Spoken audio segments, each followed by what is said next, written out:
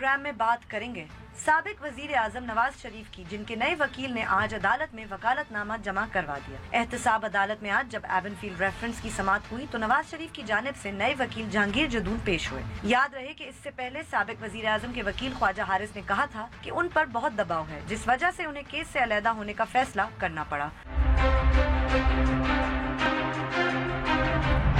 उसके बाद बात करेंगे परवेज मुशर्रफ की, जिन्हें कल चीफ जस्टिस साकिब निसार ने अदालत में पेश होने के लिए आज दोपहर 2 बजे तक की मोहलत दी थी। आज जब परवेज मुशर्रफ अदालत में पेश न हुए तो अदालत ने कागजात नामजदगी जमा करवाने का अबूरी हुक्म वापस लेते हुए समाअत गैर मुअय्यना मुद्दत के लिए मुलतवी कर दी।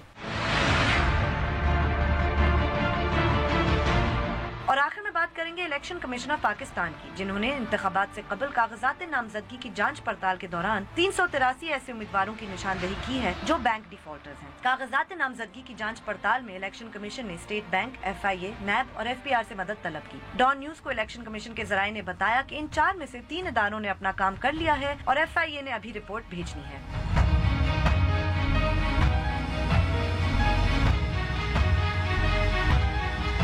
बोल बोल पाकिस्तान में खुशामदीद। मैं हूं गुलमीन सेठी। नाजरीन, कल की तरह नुसरत जावेद साहब आज भी हमारे साथ नहीं है, उनके दांत में थोड़ा सा मसला हुआ हुआ है, ही इज़ रेस्टिंग। तो कल हमें इफ्तिखार शिराजी साहब, जो यहाँ के इस्लामाबाद के ब्यूरो चीफ हैं और न्यूज़ वॉइस के होस्ट भी, उन्होंने हमें ज्वाइन किया था। आज मैं वेरी लकी, ज़रा हटके के मुबशर जैदी हमें आज स्टूडियो में ज्वाइन कर रहे हैं। वो इस्लामाबाद में है तो हमने उनको पकड़ लिया। Thank you so much for joining us Mubashir, it's nice to have you here today. Thank you. और इससे पहले कि हम अपनी गुफ्तगू का आगाज़ करें, मैं आपको नंबर्स भी बताती चलूँ। अगर आप हमें कॉल करना चाहते हैं, हमारे 2 नंबर्स है 0512606027 और 28। और सोशल मीडिया पे भी आप हमसे रब्ता कर सकते हैं। फेसबुक एड्रेस हमारा है www.facebook.com/बोलबोलपाकिस्तान। ट्वीट करने के लिए हमारा हैंडल है बोलबोलपाकिस्तान_, और आप हमें ईमेल भी कर सकते हैं bolbolpakistan@dawnnews.tv। Yes, Mubashir, before we begin agenda, you please feel free। मैं कल शिराजी साहब से भी ये कह रही थी कि नुसरत साहब, मेरा जो मैंने एजेंडा इतनी मुश्किल और मेहनत से तरतीब दिया होता है उसको वो अक्सर उठा के फेंक देते हैं। तो अगर आपको कोई और मौजू पे बात करनी है तो जरूर बताएं। नहीं बिल्कुल। पहली जो आपकी हेडलाइन थी सिर्फ उसमें लॉयर जो एंगेज किया है वो एक 1 टाइम एग्जेम्पशन सीख करने के लिए वो आए। वो नए लॉयर नहीं है, he is not replacement to Khawaja Haris. और ये जहांगीर जदून साहब हैं, PMLN लॉयर्स विंग के हैं। लेकिन इन्होंने क्योंकि एग्जेम्पशन चाहिए थी, वो लोग जा रहे हैं ईद के लिए, तो उस वजह से किसी को वकील को वो करनी थी, तो उन्होंने अपने वकालतनामे के साथ एक एग्जेम्पशन की दरख्वास्त दी है। तो अभी तक फाइनलाइज नहीं हुआ है कि ये जो है फाइनल वकील नहीं है अभी, जो कि आर्ग्यूमेंट्स जो कि एवनफील्ड रेफरेंस और अल अजीजिया वगैरह के जो है ना वो करेंगे, वो दूसरे कोई लॉयर होंगे। तो उसमें अभी थोड़ा वक्त लगेगा। नवाज शरीफ साहब वुड ट्राई कि वो ख्वाजा हारिस साहब को ही, जैसे कि जज वगैरह भी कह रहे थे उन्हें, कि आप उन्हीं को राजी करें कि वो आपके साथ रुक जाए, या क्या मतलब what do you think will happen? मुझे ये लगता है क्योंकि मतलब आपने क्योंकि सियासी केस है, सियासी केस है, तो मेरे ख्याल में जो सुप्रीम कोर्ट का 1 महीने का एक्सटेंशन का आया है, जिसमें लिखा था सैटरडे संडे को भी वो करेंगे, उस पर मुझे लगता है कि नवाज शरीफ साहब को मौका मिल गया है कि वो इस सारी चीज़ को अपने उसके थ्रू एक्सप्लॉइट करें। आपने देखा कि उनके लॉयर ने ये कहा कि सैटरडे को मैं आर्ग्यूमेंट्स की तैयारी करता हूँ, तो मैं नहीं कर सकता, विच इज़ फाइन। तो जिस डिले को ये हमने साबका वज़ीर आज़म शहीद बीबी भुट्टो और आसिफ जरदारी के केसेस में भी देखा कि उनके लॉयर्स भी मैक्सिमम डिले करते थे कि किसी तरीके से वो हो जाए, तो और वो फिर उनको जब मौका मिल जाए, इस तरह की फुल टॉस मिल जाए, तो जाहिर है उस पर तो लीगल स्ट्रैटेजी है कि इस ट्रायल को जितना लंबा कर जाए और जितना क्लोजर टू इलेक्शंस कर जाए, उतना ही शायद मुश्किल हो जाएगा नवाज शरीफ को अंदर डालना, क्योंकि उससे एक सॉर्ट ऑफ सिंपैथी वेव जिसकी बात करते हैं वो अगर मिल जाएगी तो नून लीग जो है वो उससे हो जाएगी। एक और खबर भी, आपको सिंपैथी मिलेगी या पूरी पाकिस्तान मुस्लिम लीग नवाज को? मेरे ख्याल में नून लीग को, और जो पंजाब के अंदर थोड़ा सा जो सेंटिमेंट है, डिपेंडिंग ऑन के मरियम भी अंदर जाती हैं या नहीं जाती, तो उससे शायद वो इलेक्शन में उनको सॉर्ट ऑफ एक सिंपैथी वेव, जैसे मैं कहता हूँ, कि वो मिलेगी ज़रूर। और ये जो सारा था कि नून लीग टूट जाएगी और फिजल आउट हो जाएगी, तो वो अभी तक वो उस लेवल पे वो वहाँ पे डिफेक्शन हमें नज़र नहीं आती। तो ये भी ज़ाहिर एस्टैब्लिशमेंट की भी नज़र में होगा, बाकी सब की भी नज़र में होगा कि किस वक्त में जो है ये सारा काम हो और वो अंदर जाएं। तो वो, और ये एक खबर की आप बात कर रही थी जो हमने शुरू में जो अभी आई है, शुजात बुखारी जो बिल्कुल। मकबूजा कश्मीरी सहाफ़ी शुजात बुखारी साहब जो हैं, उनके में खबर आई है श्रीनगर से कि वो अपने दफ्तर से बाहर जा रहे थे गाड़ी में, उनके साथ 4 बॉडीगार्ड्स भी थे एंड उन पे फायरिंग हुई and he has lost his life, और उनके शायद एक बॉडीगार्ड भी क्रिटिकल हालत में और एक भी he is also lost his life. Mehbooba Mufti का भी स्टेटमेंट आया है, महबूबा मुफ्ती साहिबा का भी स्टेटमेंट आया है। और बट आई थिंक कहीं का भी सहाफ़ी हो, it doesn't matter, anywhere that journalists are targeted, ये बहुत ही खौफनाक बात है। और यूएन के तो खास तौर पर आज ही अक़वाम मुत्तहिदा की जो रिपोर्ट भी आई है कि मकबूजा कश्मीर में जो इंसानी हकूक़ की पामालियाँ हो रही हैं, उस पर उन्होंने भारत से कहा है कि वो इंक्वायरी करें और देखें कि ये जो है ख़त्म हो, which is a big development. क्योंकि हमने देखा था कि कश्मीर पे जो कुछ हो रहा था गुज़िश्ता 2-3 बरसों में, वो उस पर पूरी दुनिया जो है खामोश थी, कोई उस पर आवाज़ नहीं उठा रहा था। आपने देखा कि उन्होंने पैलेट गन्स इस्तेमाल की, लोगों को इतने ज़्यादा लोग वहाँ ब्लाइंड हुए। उसके बाद जिस बर्बरियत का वहाँ मुजाहरा हो रहा था, तो देखें अब अक़वाम मुत्तहिदा अगर जागी है, सक्सेसफुल पीआर है मुबश्शिर की, जिस वजह से ये बातें आगे नहीं जा पाती। इतने शुजात बुखारी साहब ही की तरह के बहुत सारे सहाफ़ी हैं और लिखने वाले लोग हैं कश्मीर में जो कश्मीर की एक बहुत रियलिस्टिक पिक्चर पेश करते हैं, फिर भी वो why doesn't it catch people's imagination, इसलिए कि the way that Palestine does और अदर प्लेसेस। हाँ, क्योंकि वो ऐसे मौके पर आपने देखा कि बिल्कुल वहाँ से वो बंद कर देते हैं एवरीथिंग, इंटरनेट वो बंद कर देते हैं, अखबार नहीं निकलने देते और बाकी जो ज़राए इब्लाग की चीज़ें उनको मैनेज करते हैं। फिर भारत ने समहाउ 4-5 साल से एक नैरेटिव बिल्ड किया कि नहीं, जो कुछ हो रहा है पाकिस्तान की जानिब से हो रहा है। लेकिन जब से वानी की वहाँ शहादत हुई है, उसके बाद जो नई अपराइजिंग वहाँ शुरू हुई, उसमें उसका पाकिस्तान से कोई ताल्लुक नहीं रहा। तो वो इंडिजिनस एक स्ट्रगल शुरू हुई वहाँ पर, और उसको देखते हुए मेरे ख्याल में शायद दुनिया ने पहले इंडिया के नैरेटिव पे एक हद तक बिलीव किया, लेकिन जब फिर तसलसल से ये चीज़ होती रही और फिर लिखना शुरू कर दिया। आपको पता है न्यूयॉर्क टाइम्स ने भी लिखा, इंडियन न्यूज़ पे, फिर ख़ास तौर पे वो जो बच्ची जिसका रेप हुआ था इस साल जनवरी में, उस पर भी 2 महीने तक खामोशी रही। उसके बाद वो मामला जो है ऐसा फट के वहाँ निकला है इंडिया के मीडिया के अंदर भी। मेरे ख्याल में उस तरह की चीज़ों ने यूएन को भी थोड़ा सा वो किया है कि वो कम से कम ये तो कहें कि यार इंक्वायरी करो और ये जो इंसानी लेकिन वो इंडिया वाले जैसे हमेशा ब्लॉक कर देते हैं, वो कहते नहीं हम नहीं आने देंगे या कुछ इस किस्म की बात करेंगे, तो फिर मतलब ये बात कुछ हो पाएगी। लेकिन मतलब एक दफ़ा अगर अक़वाम मुत्तहिदा कोई चीज़ कह रहा है तो मेरे ख्याल में बाद में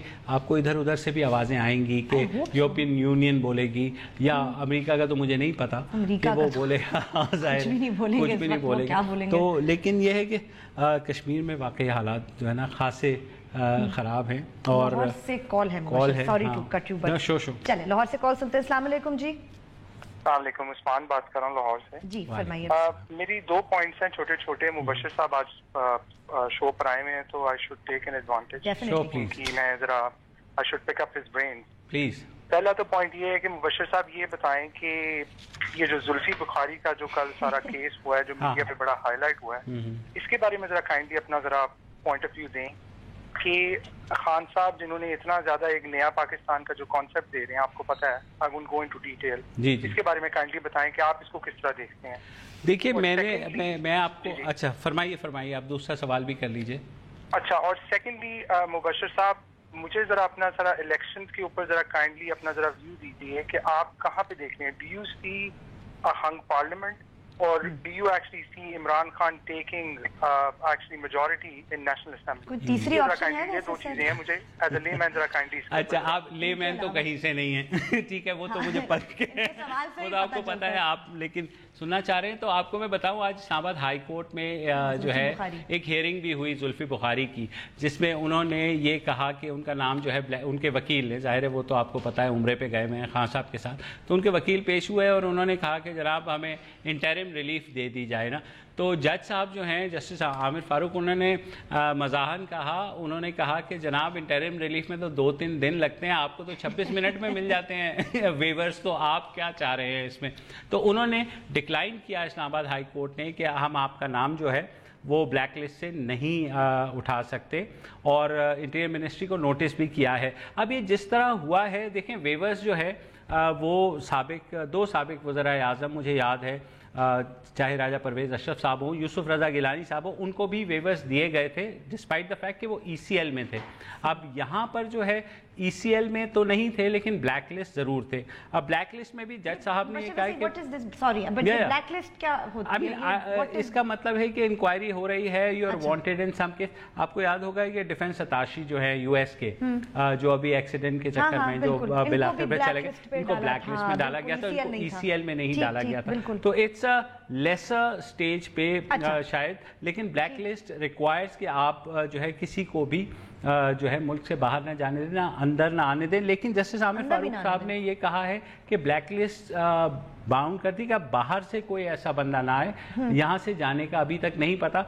बट आई डाउट इट कि ये डुअल नेशनल है, डुअल नेशनल तो फिर इन पे पाकिस्तान का भी कानून उतना ही लागू होता है जितना होना तो चाहिए, बिल्कुल। लेकिन आई डोंट नो कि अगर नाइकॉप कार्ड है उनके पास या ब्रिटिश पासपोर्ट पे वो गए हैं तो वो तो डिपेंड्स कि वो पाकिस्तान कैसे आते हैं। एग्जैक्टली कि पाकिस्तान कैसे आते हैं और यहाँ से ट्रैवल कैसे करते हैं। अगर ब्रिटिश पासपोर्ट पे करते हैं तो ऑब्वियसली फिर आपको नहीं रोका जा सकता। एक कॉलर लेके पहले, हाँ प्लीज मर्दान से कुछ। जी मर्दान से। अस्सलाम वालेकुम मर्दान।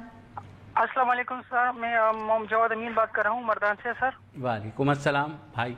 सर मैं ये कश्मीर के मसले पे कुछ बात करना चाहता हूँ कि सर आपने देख लिया है कि नॉर्थ कोरिया और जो अमेरिका का मसला था वो तकरीबन सेटल हो चुका है और उन्होंने डॉलर के जरिए डिप्लोमेसी के जरिए वो बड़ा मसला जो है ना वो खत्म कर दिया है। खत्म नहीं हुआ। मेरा मसला ये है कि फिर हमारे वहाँ के साथ कम्प्रहेंसिव डायलॉग थे, फिर कंपोजिट डायलॉग हो गए हैं। इसके वजह कि हम UN को इसमें इन्वॉल्व करें। जो शिमला अकॉर्ड हुआ था भुट्टो साहब के दौर में, उस अकॉर्ड को क्यों हम रिविजिट नहीं करना चाहते हैं या क्यों हम हिचकिचाते हैं कि उस अकॉर्ड को हम रिविजिट करें और उस अकॉर्ड में जो शिकें हुई हैं उसको हम तब्दील करें। इससे हम कश्मीर के मसले को रिजॉल्व कर सकते हैं। सर ये तो गेम चेंजर है ना हमारे लिए, बहुत ज्यादा मसला है कश्मीर की वजह से जो हमारे रीजन में पैदा हो चुका है। तो हम इस मसले को शिमला अकॉर्ड की वजह से उसकी जो शिकें हैं उसको हम तब्दील करके ये मसले क्यों हल नहीं कर सकते सर? अच्छा, उसमें सिर्फ मेरे भाई बात ये कि बात उससे आगे निकल गई थी। फिर हमने देखा 99 में जो लाहौर डिक्लेरेशन आ गई, उसके बाद एक आगरा समिट भी हुई थी जिसको बहरहाल उसका जो है वो फाइनलाइज नहीं हो सका था। उसके बाद भी हमारे डायलॉग्स होते रहे। तो अब मेरे ख्याल में बात उससे आगे निकल गई है क्योंकि हमारी तरफ से भी रहनुमाओं ने, चाहे वो नवाज शरीफ साहब हों, चाहे वो जनरल मुशर्रफ हों, उन लोगों ने भी कुछ आउट ऑफ द बॉक्स किस्म के सलूशंस का कहा। क्योंकि सबको शायद ये लग गया कि कश्मीर का मसला जो है उसके हल के लिए कोई नई आपको डायरेक्शन ज़रूर निकालनी पड़ेगी। और नई डायरेक्शन का ये मतलब नहीं है कि हमें अपनी पोजीशन कॉम्प्रोमाइज़ करनी पड़ेगी, हमें ऑब्वियसली, लेकिन हमें आउट ऑफ द बॉक्स जो है वो सोचना पड़ेगा। चलें मुबश्शिर, ब्रेक भी लेनी है, ब्रेक लेते हैं। ब्रेक के बाद जब वापस आएंगे तो अपनी गुफ्तगू जारी रखेंगे। हमारे साथ रहिएगा।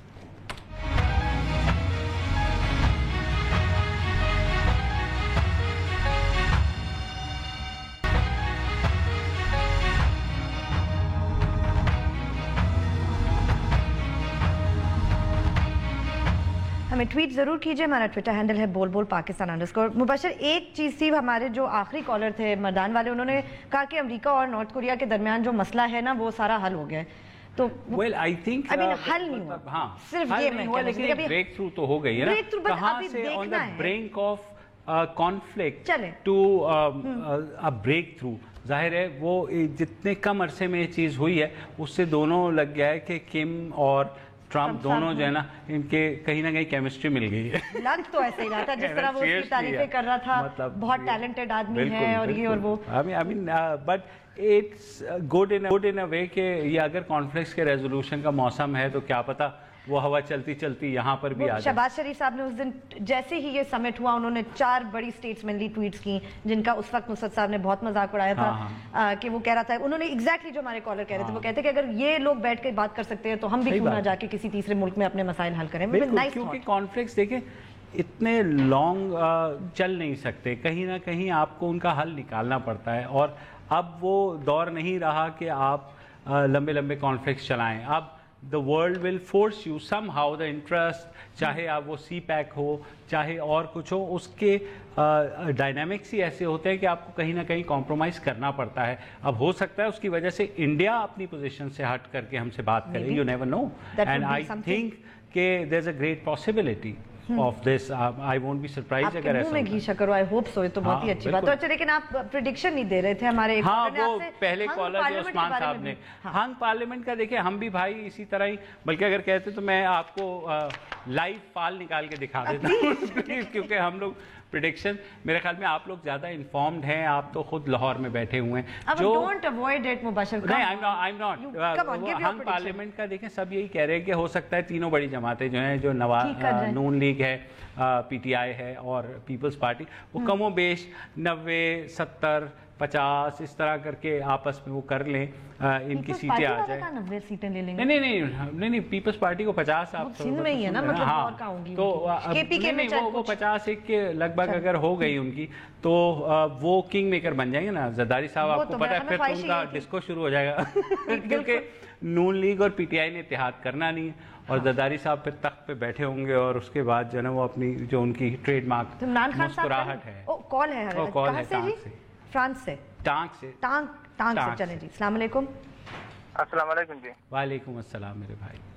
अस्सलाम वालेकुम। वालेकुम अस्सलाम, फरमाइए, आपकी आवाज आ रही है। कैसे मुबशर भाई? अल्लाह का शुक्र, बिल्कुल अल्लाह का शुक्र है। हुकुम?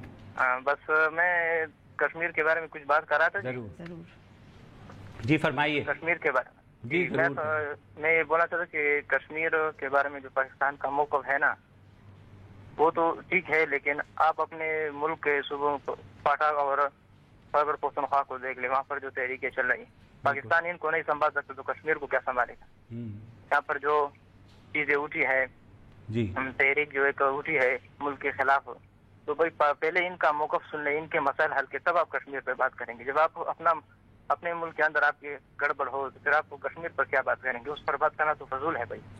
नहीं, देखिए, वो तो कश्मीर तो एक लॉन्ग स्टैंडिंग मसला है, वो जैसे उसे कहते हैं कि unresolved agenda of the partition, जिसको कहते हैं कि वो पार्टीशन जब से हुई है बड़े सगीर की, तब से ये मसला हल तलब है और अभी तक है। जो आप बात कर रहे हैं, बिल्कुल देखिए, मुख्तलिफ तरीके उठती रहती हैं, लेकिन ये मेरे ख्याल में रियासत जो एक माँ की तरह होती है, ये उसका फ़र्ज़ होता है कि वो अगर कोई बच्चा नाराज़ भी होता है तो उससे प्यार से बात करे और उसके मसाइल कुछ हल कर दे। कुछ जो है वो जो तहरीक चला रहे हैं, वो मेरे ख्याल में जब रियासत उनके साथ एक शफीकाना रवैया रखेगी तो खुद ब खुद वो अपनी डिमांड्स को नीचे लेकर के आते हैं। हमारे यहाँ ये होता है कि एक दूसरे के ऊपर आजकल जो है ब्रांड करने का वो आ गया कि जनाब आपको तो कर देते हैं ना, तो वो गुफ्तगू तक बिल्कुल कि आप तो जनाब वो उससे पैसे ले रहे हैं, आप ये कर रहे हैं और वो कर रहे हैं। मैं काश मतलब यार वो कोई लिफाफे या कोई ऐसे पता नहीं कहाँ से आते हैं, ये तो वो हमें बिल्कुल पता करना चाहिए।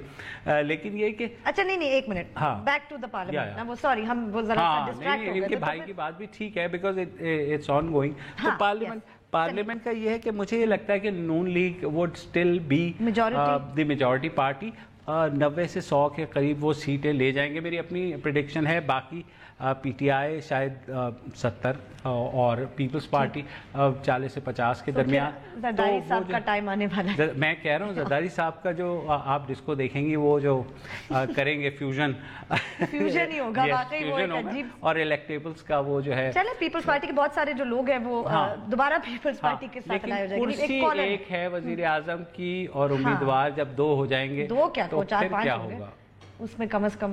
पहले कॉलर एक सुन लेते हैं जी। अस्सलाम वालेकुम। वालेकुम सलाम जी, यावर कमाल बोल रहा हूँ जी।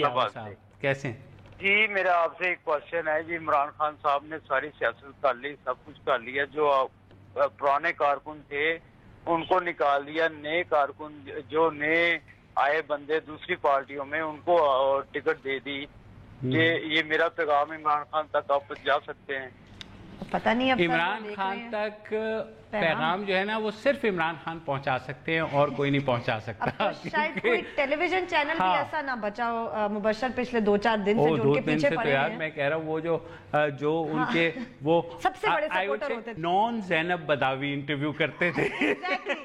जो नॉन ज़ैनब बदावी, हार्ड टॉक नहीं था, वो सॉफ्ट टॉक इंटरव्यू, पोले जिन्हें कहते हैं, वो इंटरव्यू करते हैं। आप कैसे कहते हैं खान साहब, आप बताइए। आप वो बड़े नाराज हैं, तो अब किस से पैगाम पहुंचाए पहुंचाया जाए? देखिए पैगाम मेरे ख्याल में एक चीज़ तो है कि खान साहब को ये बात समझनी चाहिए कि अगर वो जिस तब्दीली का नारा लेकर के निकले थे तो मतलब मैं एक छोटी सी एग्जांपल सिर्फ कराची की दे दूं कि कराची में फिर से हाँ, ब्रेक। चले ओके सॉरी मुबशर, चले जी ब्रेक लेते हैं। ब्रेक के बाद जब वापस आएंगे तो अपनी गुफ्तगू जारी रखेंगे, हमारे साथ रहेगा।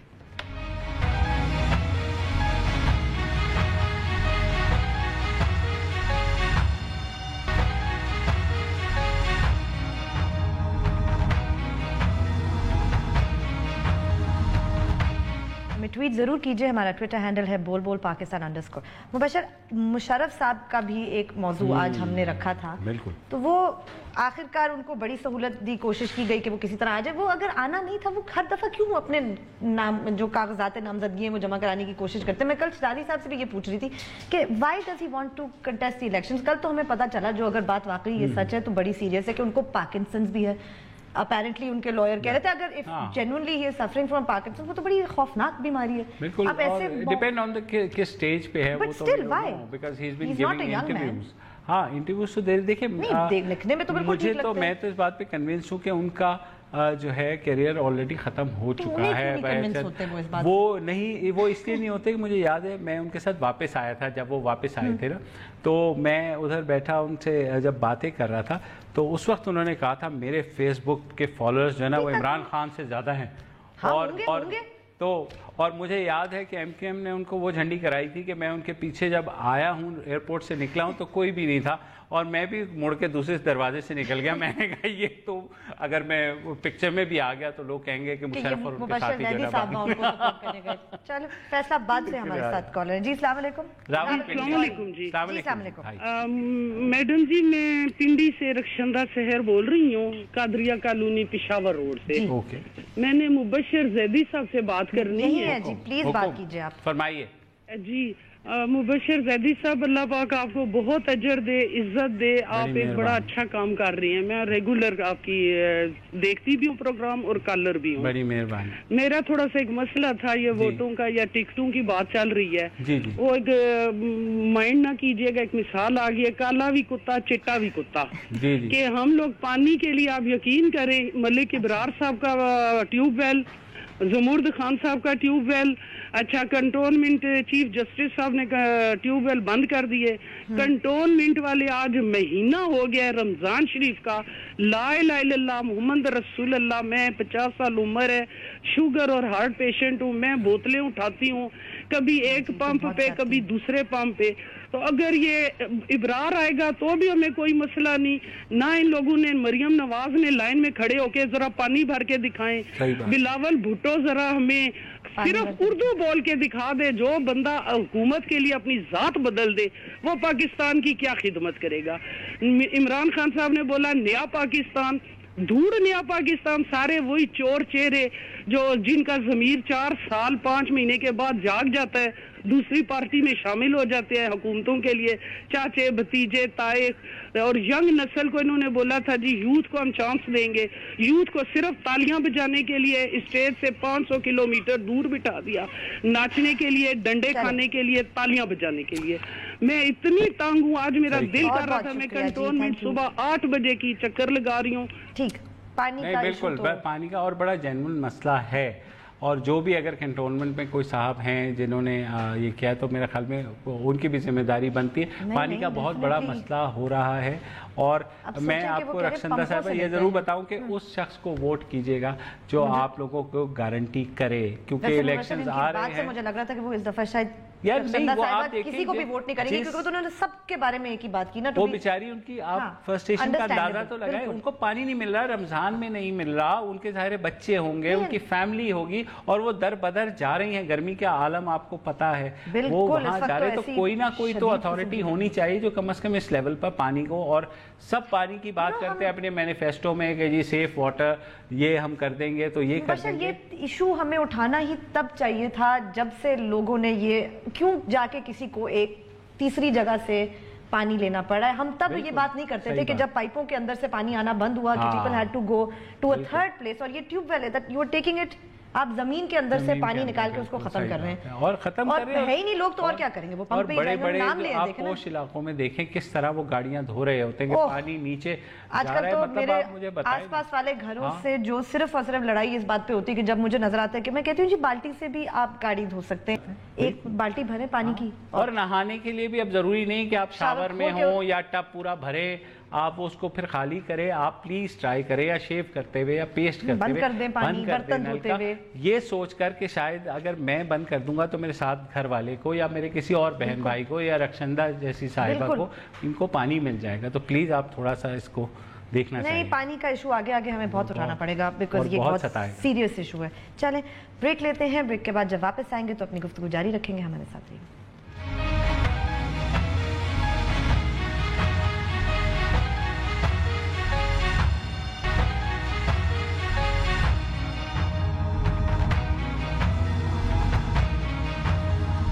ट्वीट जरूर कीजिए, हमारा ट्विटर हैंडल है बोल पाकिस्तान_। मेरा ख्याल में हमारे साथ कॉलर हैं लाइन पे कराची से। जी अस्सलाम वालेकुम। अस्सलाम वालेकुम जी। अस्सलाम वालेकुम। वालेकुम सलाम, मेरा नाम सुम्बुल खान है जी। मैं बहुत कम टाइम में बात करूंगी तो बहुत सारे तकल्लुफात को अलग रख देते हैं। ये मेरा बचपन से आज तक का पसंदीदा चैनल और पसंदीदा अखबार है और मोस्ट ट्रस्टेड है। तो मैं जिंदगी में पहली दफा ये फोन कर रही हूँ और बात कर रही हूँ किसी के हवाले से कि मेरे पास ये जो मौजूदा केयर टेकर सीएम बने हैं फजलुर रहमान साहब, ये जब चीफ सेक्रेटरी थे तो उस वक्त मैं इनके खिलाफ इन्होंने हरकत की थी तो इनके खिलाफ मैं पटिशनर थी और ये सिटिंग सीएम थे, सीएस थे, चीफ सेक्रेटरी। तो जब ये सिटिंग चीफ सेक्रेटरी थे तो मैं सिंध हाई कोर्ट में गई थी। डीबी ने एक फैसला इनके खिलाफ दिया था कि ये जिंदगी में कभी भी कोई पब्लिक ओहदा नहीं ले सकते। फिर मुझे सुनाने में आया इनके रिटायरमेंट के बाद कि इन्होंने कोई एहतसाब पता नहीं कोई पैकेज वगैरह कोई और जुल्फकाराबाद का कोई काम लिया था, लेकिन मैंने जाने दिया। लेकिन अभी जो मैं इतनी बातें सुन रही हूँ तमाम चैनल्स पर और पता नहीं फालतू की बातें किताबों पर ये वो तो मैंने ये अपना पाकिस्तानी होने के नाते फर्ज समझा कि जिस इलेक्शन को कहा जाता है कि ये तो बहुत ही फेयर है वगैरह वगैरह, उस पर तो मेरी राय अपनी जगह है। लेकिन ये जो सीएम बने हैं इनका जो इनके खिलाफ ऑर्डर आया है सिंध हाई कोर्ट से, डीबी से, कि ये जिंदगी में कभी भी कोई पब्लिक ऑर्डर पब्लिक ओहदा नहीं ले सुम्बल साहिबा, तो आप ये दोबारा कर सकती है कि वही ऑर्डर लेकर के आप सिंध हाई कोर्ट दोबारा चली जाएं और कहें। जी बिल्कुल बिल्कुल, आई नो, हो सकता है उसके बाद इन्होंने कहीं से रिलीफ ले लिया हो, शायद सुप्रीम कोर्ट चले गए हों। नहीं, मैं ये चाहती हूँ कि रिलीफ अगर ले लिया होगा तो इनका हक है कि ये बिल्कुल नहीं लिया है। वैसे तो मैंने जो मालूमात की हैं मैंने एक्चुअली मैं आपको बताऊं, मेरे अपने हस्बैंड उस वक्त डिप्टी कमिश्नर थे जैकबाबाद में। तो मालूमात पूरी करा के पूरा सब कुछ जो कुछ मैं करवा सकती थी, इतने दिन जो मुझे लगे वो जो कुछ मैं करवा सकती थी। मेरी इनसे पर्सनल कोई दुश्मनी नहीं है, एक इंसाफ और हक और कोर्ट की जो भी रिस्पेक्ट होती है उसकी बात है। तो आपने इल्जाम क्या लगाया था, मतलब एलिगेशंस क्या थी सुम्बुल साहिबा? एलिगेशंस क्या थी? पता नहीं वक्त की कमी की वजह से बस मैं ये कहना चाहती हूँ कि जो कुछ मैं कर सकती थी मैंने कर लिया है और अभी भी अगर कोई चीज रह गई है तो देखना चाहिए। मेरे पास ऑर्डर मौजूद है ओरिजिनल, और ये मैंने पहली दफा आउट इस घर से और अपने शौहर से बाहर आप तीसरे शख्स हैं जिससे ये बात कही है। बहुत शुक्रिया आपका, वी रियली अप्रिशिएट। और यही वो शहरियों का मेरे ख्याल में रिस्पॉन्सिबिलिटी का एहसास है, हम सबको सीखना चाहिए बजाय ड्राइंग रूम एनालिस्ट और ये कीबोर्ड जिहादिस्ट बनने के। इन्होंने एक प्रैक्टिकल स्टेप लिया और कोर्ट से ऑर्डर भी लिया, बहुत अच्छे, वी सैल्यूट यू। इसका क्या ही करना चाहिए अगर ऐसी एक सिचुएशन है, वो कोर्ट में ही वापस मैं यही कह रहा हूँ कि हो सकता है अगर इनका नंबर हमारे प्रोड्यूसर साहब के पास आ गया तो we can follow it up with her और इनसे पूछें कि क्या वजूहात थी जिनकी बिना पर सिंध हाई कोर्ट ने रेस्ट्रेनिंग ऑर्डर पास किया। ये बात कैसे क्या नजर से निकल गई कि इनके खिलाफ इस किस्म की कोई बात थी पहले। अब चले on a slightly lighter note Mubashir, क्योंकि थोड़ा ही टाइम अभी हमारे पास रह गया होगा इस शो में। हमारे बहुत रेगुलर व्यूअर हैं, आपके शो के भी बहुत रेगुलर व्यूअर हैं, मुझे पता है। नादिर अली खान, उन्होंने हमें ट्वीट किया है, so good to see Mubashir on the show, You should ask Nusrat Saab to do a show with Zarar now on Zara Hatke. Well, I think we should. आप अनकरीब हम सबको इकट्ठा देखेंगे। वैसे भी इलेक्शंस की जो बेमसरफ किस्म की नशरियात होती हैं कि जनाब, जिसमें आप रनिंग कमेंट्री सुनेंगे कि जनाब अब ये हो गया, वो डल गए हैं, हो गया है, खत्म हो गया। एनीवे दमाम से कॉल है कोई। अस्सलाम वालेकुम। हेलो, वालेकुम अस्सलाम। अस्सलाम वालेकुम। वालेकुम अस्सलाम। जी सर। जी, मैं आपकी वसातत से एक पैगाम देना चाहता हूँ, जैसे कि और लोग देने सारी कौम को। पाकिस्तान एक कुरान की आयत है जिसका मफहूम है कि जैसे तुम्हारे अमाल होंगे वैसा तुम्हारा जरिया हुक्मरान होगा। पाकिस्तान में अक्सरियत ने एक चोर को वोट दिया था, जो सब अदालतों से साबित है। इसका मतलब अक्सरियत पाकिस्तान की चोर है।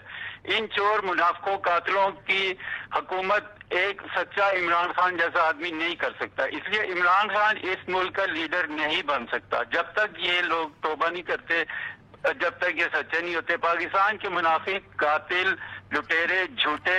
ठीक है, काफी हो गया। मैं ये कहता हूँ अगर खुदा ना करे वो ना बन सके तो उन्हें भी हम आपके पास दमाम भिजवा देंगे ताकि आप मिलकर पार्टी करें वहाँ पे, क्योंकि मेरे भाई जाहिर है माशरों में इम्परफेक्शंस हर जगह होती हैं और माशरा इन्हीं चीज़ों से बाहर निकलता है। करप्शन कोई पाकिस्तान का इशू नहीं है, ये यूरोप का भी इशू है। इटली में क्या होता है, मैक्सिको में क्या होता है, इवन इंडिया में क्या होता है। लेकिन हमें लोगों को नहीं कहना चाहिए, ये थोड़ी सी अनफेयर बात मतलब लोग क्योंकि बेबस हैं, उनका जोर नहीं चलता, उनकी कोई सुनता नहीं है, पॉलिटिक्स एलिटिस्ट हो गई है। ऑप्शंस होंगी वो उन्हीं में से जिसको बेहतर समझेंगे उसको वोट करेंगे ना। अब कोई खलाई मखलूक आके तो हमारे इलेक्शन नहीं लड़ेगी, जाहिर है। फिर ये कि मतलब आवाम के पास भी तो प्रिंसली जेट तो नहीं होते ना। हाँ, सही बात है। वो क्या करें, मतलब वो जो है वो आवाम ने तो वोट ही देना है और वोट ही वो रास्ते के जरिए हम अपनी तकरीर अपनी सोच के मुताबिक बदलने की कोशिश करते हैं। तो उम्मीद है कि इस दफ़ा भी ज़्यादा इन्फॉर्म्ड लोग वैसे I don't know, it seems to be, अक्सर ये होता है आप लोगों से सुनते हैं कि लोग बहुत रैशनली वोट करते हैं, वो सोचते हैं कि भाई हमारे लिए सबसे ज़्यादा काम कौन करेगा। एक और भी होती है, आप अक्सर लोगों से सुनते हैं कि वो सोच समझ के जाते हैं, इस दफ़ा हमने इसको वोट नहीं करना, फलाने को करेंगे। बैलेट बॉक्स में जाते हैं और फिर कहते हैं वो हमने हमेशा जिसको वोट करते आए उसी को वोट करके आ गए। तो पता नहीं, आई डोंट नो व्हाट, क्या चीज़ होती है उस वक्त आपके जहन में जो आपका माइंड चेंज करती है या नहीं करती। मुझे नहीं पता, लेकिन मुझे अच्छी तरीके से याद है मेरी फैमिली ने मतलब जो लास्ट टाइम वोट किया वो उन्हें डिफरेंट वोट किया, मतलब वो अलग अलग, सही, वो एक वोटिंग ब्लॉक नहीं किया, मतलब may be that is change है ना। एग्जैक्टली। और जो यूथ बल्ज है इस वक्त पाकिस्तान का, उसका कुछ नहीं कह सकते कि किसको वोट। यस, आई थिंक अगर वो अपने ज़मीर के मुताबिक वोट डाल गया तो फिर आपको वो चेंज नजर आएगी कि लीडरशिप, और वक्त लगेगा, तब्दीली वर्क का यूं नहीं पलटता, इट टेक्स टाइम। चलिए, ये तो बहुत ही अच्छे नोट पे आज हम अपना प्रोग्राम खत्म कर रहे हैं। जाने से पहले नाजरीन, हम ईद पे ऑब्वियसली यहाँ नहीं होंगे, आप सबको पेशगी ईद मुबारक, एंड ईद के बाद आपसे मिलेंगे। खुदा हाफिज़।